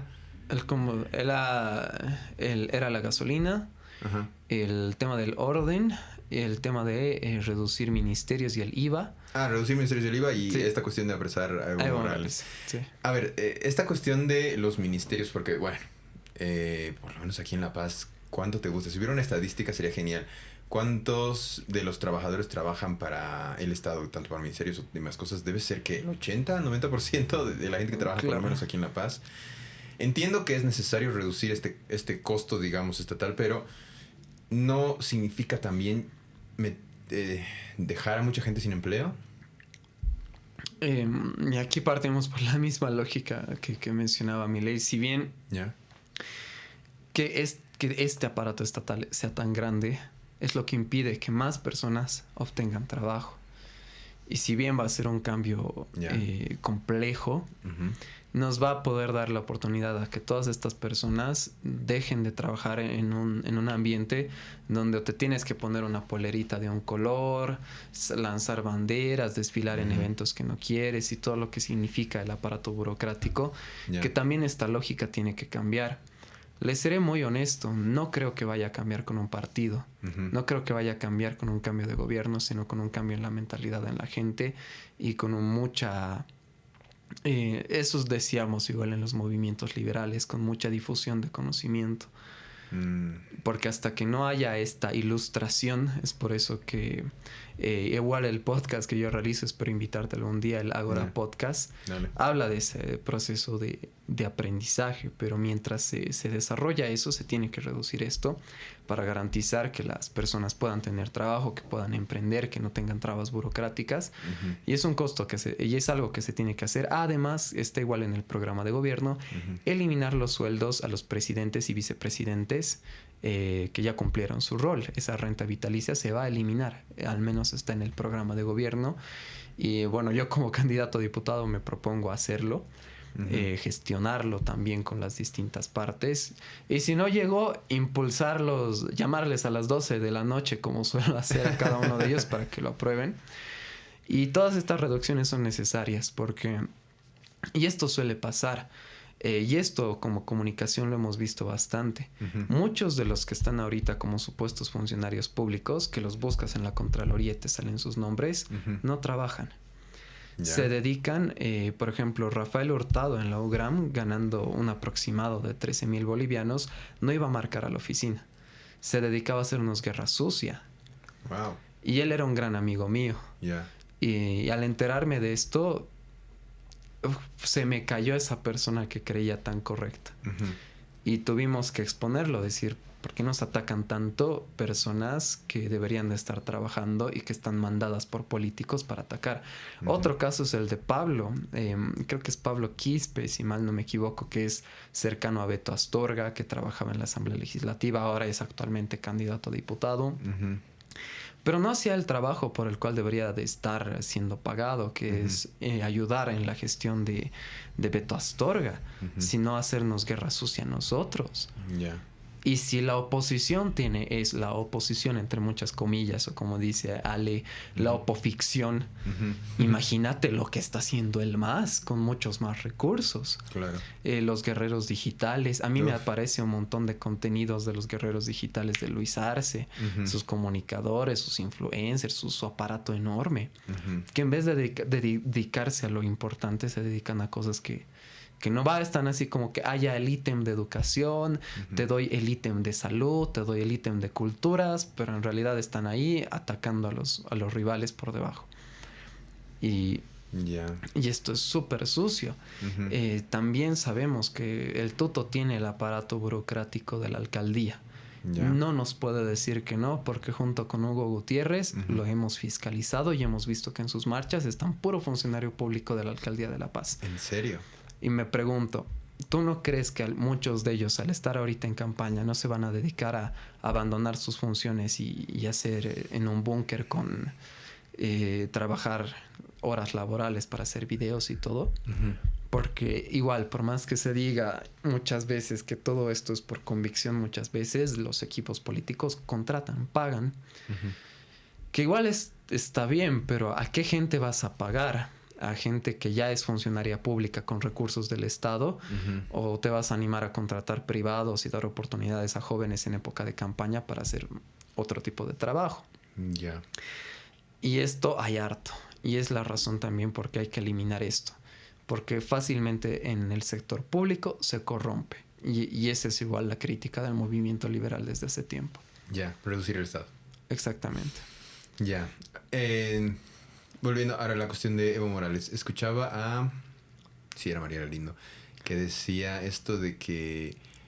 No sé si nadie se anima a meter preso a Evo Morales. O decía no les conviene meter preso a Evo Morales, porque a partir de que lo meten preso se va a volver un mártir. O sea, ahorita está haciendo un poco su campaña y sí, puede ser enemigo público de muchas personas, pero en el momento en que entre a la cárcel va a pasar a ser el villano, a ser un mártir de algún político. De hecho, ¿no crees que esto vaya a pasar? O sea, lo que dicen... Podría ser una hipótesis válida porque creo yo el gran favor que le han hecho a Luis Fernando Camacho, la gente del MAS, es meterlo preso. ¿En serio? Porque Luis Fernando Camacho estaba siendo conocido por ser un mal gobernador, por tener a mala gente en la gobernación. Yeah. Para mí, Creemos es el cáncer de Santa Cruz. Todos los de Creemos, no se salva ni uno solo. Tanto sus asambleístas como sus diputados y senadores han sido un cero a la izquierda. Yeah. Y se estaba cayendo el proyecto de Luis Fernando Camacho hasta que lo metieron preso. Y ahora se están reciclando con Samuel Doria Medina. Podría llegar a pasar algo similar con Evo Morales, pero aquí hay un punto central. Es que las cosas por las cuales se denuncia a Evo Morales son fuertes. Sí. Desde la muerte de distintos policías hasta el tema de la pedofilia, el abuso sexual. Ajá. Creo que te estoy desmonetizando el video. No, pero no y ahí lo pones los pips pertinentes. Pero tantas cosas que ha hecho Evo Morales, yo creo que por más que intentes reivindicarlo es imposible. Y a estas alturas del partido, si el gobierno de Luis Arce y el ex ministro del Castillo, que ahora dice que quiere poner orden como presidente, no se animan a arrestarlo a Evo Morales por dos puntos esenciales. El primero es, y de vuelta el tema de la política. La gente que está cercana a Evo Morales no está ahí simplemente porque, que viva Evo Morales, lo queremos, sino porque hay cosas que ellos han pasado entre ellos que los unifican. Igual están esos pactos de complicidades, de intereses, de, bueno, yo sé que tú has hecho esto, te he visto haciendo esto, sabemos de que... Básicamente, apóyame o te hundo. Exactamente. Si no me apoyas, yo sé que tú has hecho esto corrupción, que te has metido con tal, que tal. Entonces, es una célula terrorista. Ahora sí la podemos llamar célula terrorista por todo lo que ha hecho. Que está compenetrada para evitar ir a la cárcel, para evitar pagar por las injusticias que ha hecho. Y está dispuesta a todo. Está dispuesta a matar, está dispuesta a sembrar terrorismo, a meter bombas, a hacer... Como los típicos movimientos de izquierdas en los 80s, inclusive Álvaro García Linera era uno de esos terroristas que metía bombas. Entonces, ese es un primer temor del gobierno, que se descontrole tanto el terrorismo a vista que los termine mellando en contra. Y es el mismo temor que sabemos que tiene Samuel Doria Medina y que tiene Toto Quiroga, y que solo alguien que tiene formación militar podría afrontar de manera correcta. Insistimos en eso porque creemos que el capitán podría hacer frente a este movimiento subversivo que sabemos que va a haber después del 17 de agosto. Y también porque sabemos que si meten preso a Evo Morales y le obligan a declarar, todo el arcismo se desmorona. Todo este otro sector del MAS se desmorona. Entonces, si yo fuera Luis Arce, yo sería un tanto cínico. Si yo fuera Luis Arce, diría, ya hay que apresarlo a Evo antes que me intente hacer otro golpe de estado. Tenemos a estos magistrados, hacemos ciertos movimientos y no lo dejamos ni hablar y lo hacemos desaparecer de una u otra forma. Sembramos ese cierto nivel de paz, hacemos que mi imagen no caiga tanto y mantenernos o reciclarnos a futuro, que creo que sería un movimiento lógico, pero esa cobardía que irradia el mismo Luis Arce le impide inclusive hacer un movimiento lógico para preservarse a sí mismo. Y le he dicho, lo he etiquetado en varios videos, ¿por qué no lo haces? Y no tienen la valentía suficiente para asumir algo que les puede dejar muertos, que les puede dejar mala imagen y que puede inclusive meterles en un caos legal. Sí, totalmente. Ok, ya. Últimas, si quieres, 2 preguntas. No, tal vez 3, pero quería preguntarte otra cosa. En la última, es como que tuvieron un foro, Manfred, Tuto y Samuel. Manfred dijo esto de que ojalá volvamos a ser república, ¿no? Sí, ¿verdad? Exactamente. ¿Tú estás de acuerdo con esta cuestión de que volvamos a ser república?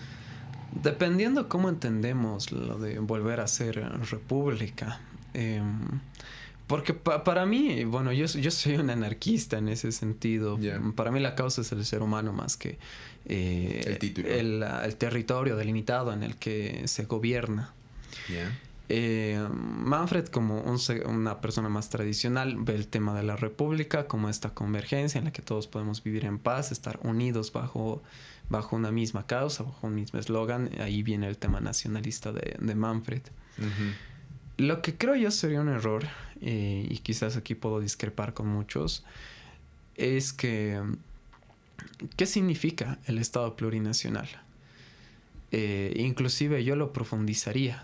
¿En qué sentido? El proyecto es Autonomías para Bolivia Sumate. Hay que descentralizar. No creo que es sencillamente descentralizar los recursos, sino la manera en la que vemos el territorio boliviano, la manera en la que nos organizamos y en la que desarrollamos política. También la manera en la que las identidades en Bolivia se manejan. Lo que hizo Evo fue decir, ya existen 36 naciones. Aquí muere. Es un adorno. Lo que se necesitaría hacer es permitirles expresarse a cada uno de los territorios.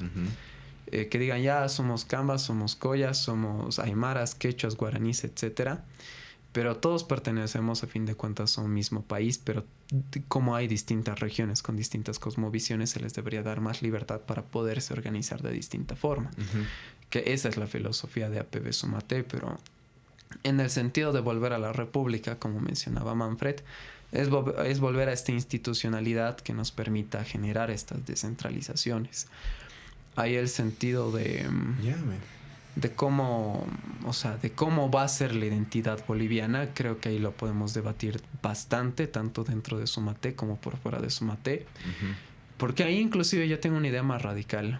Para mí la identidad no parte de una nación, no parte de un colectivo, no parte de un país, parte de uno solo. La identidad es una construcción individual que, si bien tiene una incidencia en cosas colectivas, termina siendo única. Porque, a ver, tú por más que me dijiste eres de La Paz, estás estudiando administración, te gusta la comunicación y tienes conocimiento de un montón de cosas, yo igual tengo un conocimiento de un montón de personas que me han permeado, toda esta configuración sigue siendo única. Y no puedo obligarte a decir, tú eres paceño, sí o sí te gusta el charque, sí o sí te gusta el plato paceño, comes api y escuchas Alcohólica los fines de semana. ¿Por qué no es así? Y en esta imposición de que deberías de sentirte colla, deberías de sentirte camba, deberías de sentirte boliviano, esta bandera debería de representarte, surgen los movimientos fascistas, donde nosotros somos esto y estos son otra cosa y hay que reprimir. Y yo digo, a fin de cuentas todos somos tan distintos que llega un punto en donde la cosa es más diversa. Ahí principalmente yo no creo ni en la bolivianidad.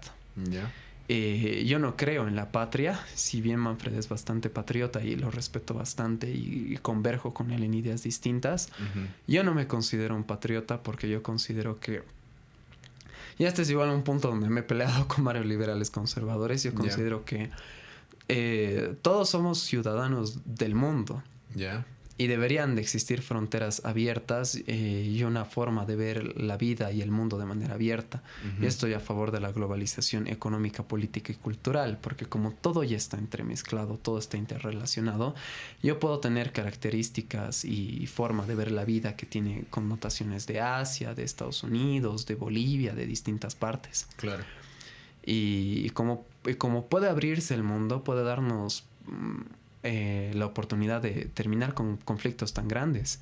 El tema de ahorita, el tema de Israel con Irán, Irak, Palestina, por conflictos religiosos y de identidad. El tema de Bolivia con Chile, que si bien ahora ya no es como antes, se siguen sintiendo tensiones a través del comercio, del sincretismo, se pueden hacer un montón de cosas. El tema de los Cambas versus los Collas, si se llegara a tener este sincretismo cultural y este compartir pensamientos, vuelvo al tema del ágora, podemos lograr cosas más grandes. Y para eso parte de un trabajo bastante complejo. Ya. Me dices que no eres patriota, pero ¿no sientes cierto orgullo por algunas cosas de Bolivia? Siento cierto cariño por algunas cosas del país, pero al decir que no soy patriota me refiero a que de por sí yo no creo en el Estado, yo soy un antiestatista. Y nos poníamos a pensar igual con una amiga, Sofía, ya no me acuerdo su apellido, existen muchas Sofías en política. La cosa es que nos poníamos a pensar, ¿qué es el Estado? El Estado es un territorio compuesto por personas. Es un territorio delimitado por fronteras, compuesto de personas y compuesto de un gobierno. Si queremos terminar con el Estado, que es el fin último del libertarianismo más anárquico, hay que terminar con las fronteras, ahí hay que terminar con lo que viene a ser esta estructura de gobierno. ¿Y qué es lo que legitima esta estructura de gobierno con esta frontera delimitada tan grande? La idea de que todos juntos deberíamos de ser una sola cosa, o deberíamos de sentir este amor por este territorio delimitado por fronteras.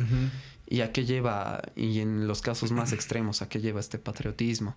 A lo que se ve de yo muero por mi patria, yo soy capaz de hacerle caso al gobernante de turno en lo que me diga, que el servicio militar está bien y tendríamos que aprender a matarnos entre personas, que bolivianos bien, chilenos mal, pensamientos más fascistas de nuestra nación bien, los de la nación de ellos mal. Y ahí disto mucho igual del cruceñismo. Yo estoy a favor de la secesión, de que Bolivia o igual Estados Unidos o distintas partes en el momento en el que deseen decidan separarse y que en vez de tener un solo país tengamos 15, pero bajo la lógica que igual tenía Murray Rothbard, que mientras más países existan y más pequeños sean estos países, se organizan de mejor forma. Los países más pequeños están mejor organizados. Un ejemplo de ellos es Suiza. Entonces yo estoy a favor de esto, pero lo que no estoy a favor, y entra mucho con el concepto de esta patria, de esta nación, de estos colores, es en qué puede degenerarse. Yo les decía a los cruceñistas, está bien, apoyo la descentralización, apoyo las autonomías, pero no apoyo que a cualquier lugar donde yo vaya o a cualquier acto que ustedes hagan algo, hablen del colla de mierda. Que el colla de mierda, que estos marrancitos son los que nos perjudican a nosotros. Sí, chivo expiatorio. Exactamente, y esto es lo que el nacionalismo se puede llegar a degenerar en esto. Y el patriotismo se puede llegar a degenerar en esto. Puede ser, sí. Y es por eso que yo digo, yo no soy patriota. Y yo no amo Bolivia per se, yo no amo el rojo, amarillo y verde, este territorio delimitado que para mí es un concepto tan abstracto y que aparte tan grande. Exacto, y que debería disgregarse de una vez para que no veamos sencillamente este pequeño territorio, sino esta humanidad que debería de poder ser más libre y hacer sus cosas más allá de las fronteras. Y ahí entra el tema liberal, ahí entra el tema libertario que algunos no lo entienden. Está bonito, está muy ideal y bueno, o sea, sería hermoso llegar a eso, pero creo que se necesitarían muchas premisas antes, porque si el día de mañana, digamos, la paz se organiza y vamos a ser libres, vamos a ser la República de la Paz. a lo mejor por ser tan pequeños, o si ni siquiera vamos a ser una república, vamos a ser un territorio libre donde nos organizamos nosotros, a lo mejor vamos a ser víctimas de países más poderosos, ¿no? Pensando hipotéticamente. Exactamente. Lo que te quería decir es que igual hay un filósofo español que se llama Fernando Savater, si no estoy mal, que hablaba de la diferencia entre el nacionalismo y el patriotismo. A mí me parece muy interesante porque decía, el nacionalismo, en pocas palabras, te dice, mi país es mejor al del resto. Exactamente. El patriotismo te dice, aprecio cosas de mi país, amo cosas de mi país. Por decir, el charque, el plato paceño, como decías, Sí. deportes nacionales, cultura, la música. Pero así como puedo ser, creo que patriota, me gustaría, bueno, por lo menos es mi visión del mundo también, esta cuestión de ciudadano universal. También sentirse orgulloso de cosas que están en otro lado del mundo, así de una canción hindú o de, qué sé yo, del fútbol alemán. Exactamente. Eso a mí me parece más interesante. Pero ya no estamos yendo A un punto más, ¿sabes? más filosófico. Sí, más filosófico. Sí. Ese es mi terreno, la verdad. Pero te quería decir, si quieres ya para ir acabando, entiendo todo. Entiendo toda tu propuesta, entiendo toda tu historia. Creo que te creería más si sintiera que tienes a lo mejor también una crítica que tienes a Manfred. ¿Tú crees que hay cosas que Manfred, por ejemplo, puede mejorar o hay una crítica alrededor del movimiento que tiene Manfred? Claro que sí, porque es parte de lo que es la construcción del bloque Dignidad. Uh-huh. Que si bien yo no soy parlamentario de Comunidad Ciudadana ni he sido un disidente denunciado por Carlos Mesa, me siento parte de este bloque y es más, me tatuaría el logo del bloque Dignidad en mi brazo si tuviera la chance. Quizás lo haga en mi cumpleaños. La cosa, parte de esta construcción, y lo decía la misma Alejandra, somos disidentes por mística. Nuestra mística es la disidencia. Si bien pertenecemos a un proyecto y somos un equipo, hay que ser autocríticos. Uh-huh. Y yo con Manfred, con Súmate, he sido bien crítico en muchos aspectos. Uh-huh. Y me he quejado bien fuerte cuando no se han tomado decisiones coherentes. El tema, bueno, ya soy candidato, lo puedo decir a quemarropa. Uh-huh. Cuando hubo el problema de Eric Fajardo, yo intenté resolver las cosas sabiendo el potencial que tenía él de poder ser un buen comunicador de una forma muy distinta y de poder explicar la situación. La decisión que se tomó fue muy distinta, se respeta, pero ahí yo he sido crítico en que hay que hacer entender a la gente cuál es esa visión que se estaba intentando estructurar, y más siendo él un miembro importante del proyecto. Lamentablemente no se pudo realizar. Uh-huh. E igualmente hubo algunos errores más que se fueron cometiendo que distan del poder que yo puedo tener en Súmate. Uh-huh. Igual la articulación de juventudes y cómo teníamos que organizarnos, yo he sido bien crítico, y con Ariel hemos sido bien críticos en que la juventud no tiene que estar expuesta a disputas internas o a una articulación que es bien compleja que se da en partidos políticos. Uh-huh. y nos ha costado, con esa autocrítica que queríamos dar, tener un espacio independiente de lo que era Súmate de viejos y Súmate de la juventud. Uh-huh. Como lo dividíamos. Otros puntos críticos que hemos tenido es cómo, teniendo parlamentarios que apoyan a Súmate, poder hacer política desde una instancia quizás más de acción política, que era enfocarnos en qué se puede hacer ahora en el Parlamento. Que se quiso dar una dirección igual distinta. Y hay cosas que al día de hoy les sigo interpelando, les sigo llamando, les sigo diciendo, hay que hacer esto, hay que hacer el otro.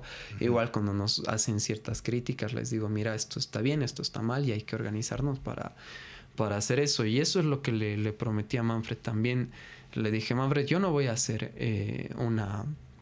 una voz cómoda, yo no voy a hacer tu chupamedias, yo no te voy a decir las cosas agradables, te voy a decir lo que está mal cuando sea, uh-huh. Cuando sea pertinente, y si eso te gusta, está bien.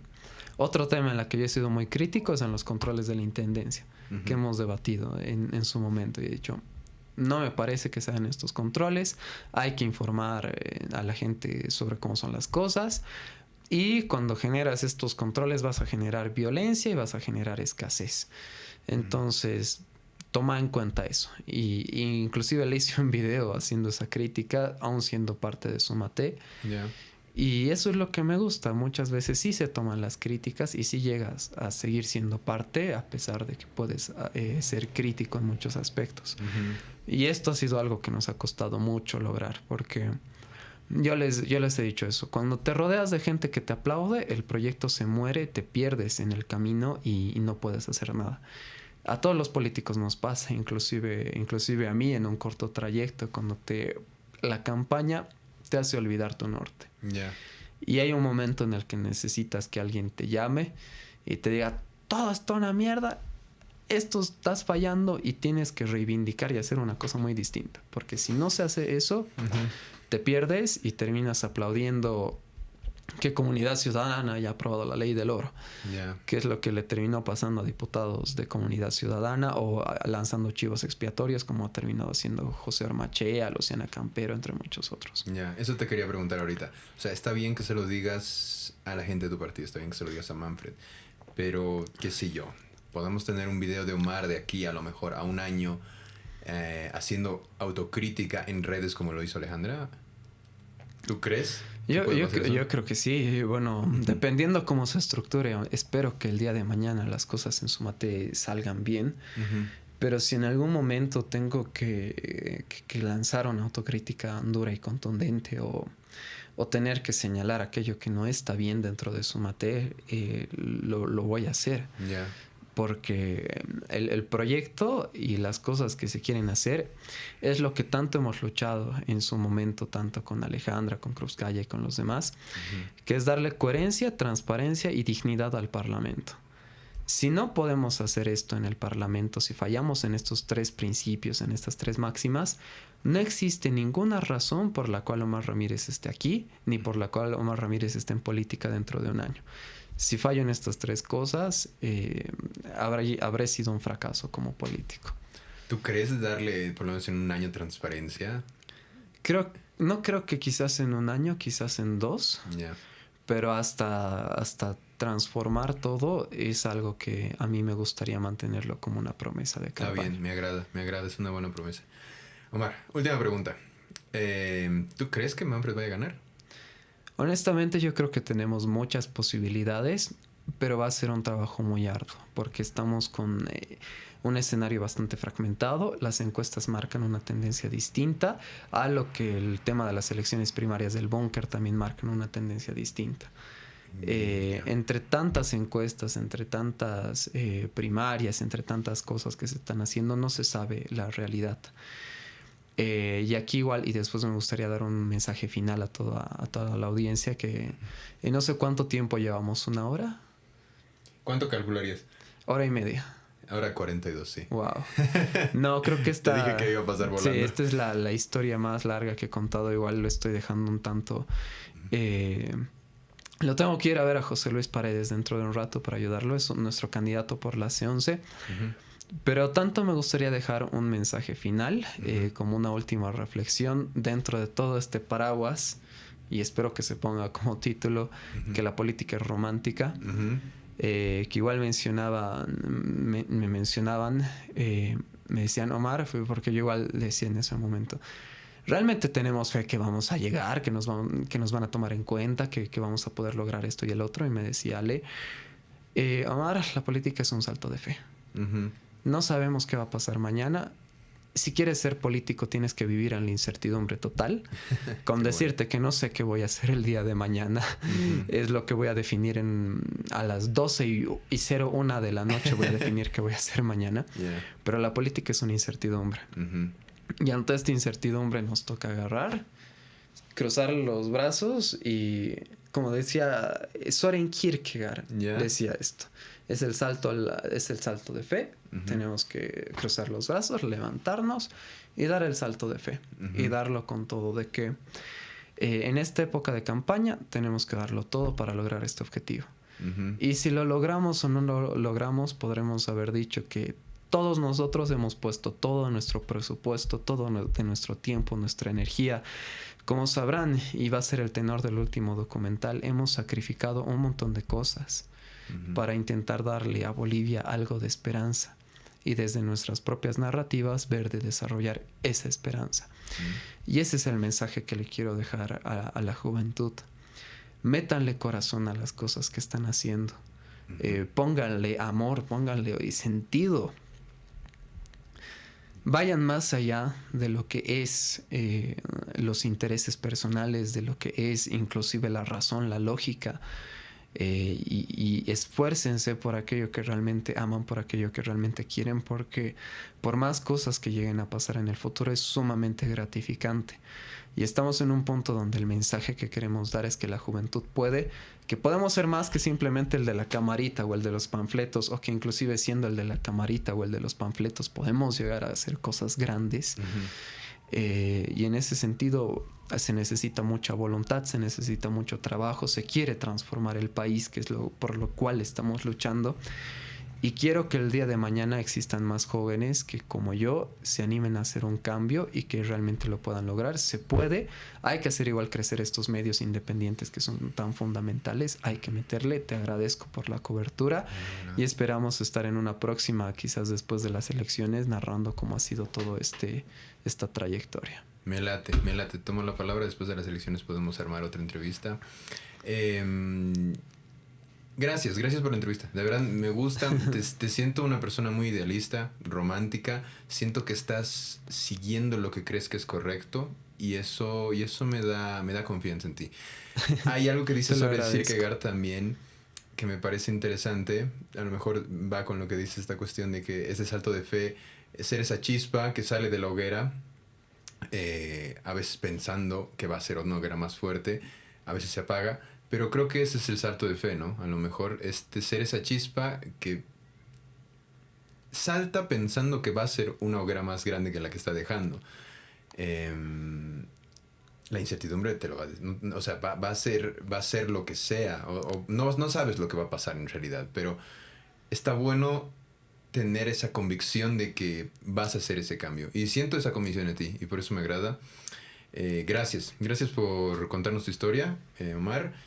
Y bueno, a ver, te voy a seguir viendo de cerca en TikTok. No, por a ver qué más cosas haces. Ya vamos hora 46, así que si quieres lo dejamos aquí. ¿O tenías algo más que decir? No, creo que complementando eso, igual me hace recuerdo. Ni Alejandra, ni yo, ni Miguel sabíamos que en algún momento de nuestras vidas nos íbamos a encontrar. Yo voté por Miguel Roca en línea a favor del voto útil, sin saber qué es lo que iba a pasar a futuro. Ahora estoy apoyando la campaña de Miguel Roca, sabiendo que por suerte el diputado uninominal que voté el 2019 en la zona sur de La Paz hizo un buen trabajo. E igual lo que hizo Alejandra, igual en ese momento pensando que se iba a lograr algo más grande, terminó siendo algo más pequeño. Lo que se tiene como un reconocimiento es que Comunidad Ciudadana de ese momento, pese a lo que se ha transformado ahora, y siempre lo voy a reconocer, ese movimiento naranja derrotó a Evo Morales. Y ahora ni ella, ni yo, ni nadie sabía qué es lo que iba a pasar, pero el destino nos ha hecho encontrar, y esa chispa, ese salto de fe que se ha dado y en lo que se está convirtiendo ahora, espero que realmente pueda tener esos frutos, o al menos narrar esta historia, que más que ser la mía es del bloque Dignidad, de todos los colegas, de todo el partido y todo el dolor que hemos atravesado, pueda hacer que realmente valga la pena. Y eso solo va a ser posible si le metemos corazón, lo repito, y si el amor en lo que hacemos está presente más allá de cualquier interés personal. Buenísimo. Sale, Omar. Sale. Muchas gracias. Espero la entrevista después, entonces, por supuesto, de las elecciones. Mucha suerte en tus proyectos. Y esto sería todo para los que han llegado hasta aquí. De verdad, muchas gracias. Yo creo que es hora 40 después de la edición. Muchas gracias. Síganos en todas las redes sociales. Denos like, comenten todo lo que se tenga que hacer. Y nos vemos en el siguiente capítulo. Gracias. Chau. Wow. Fue una historia muy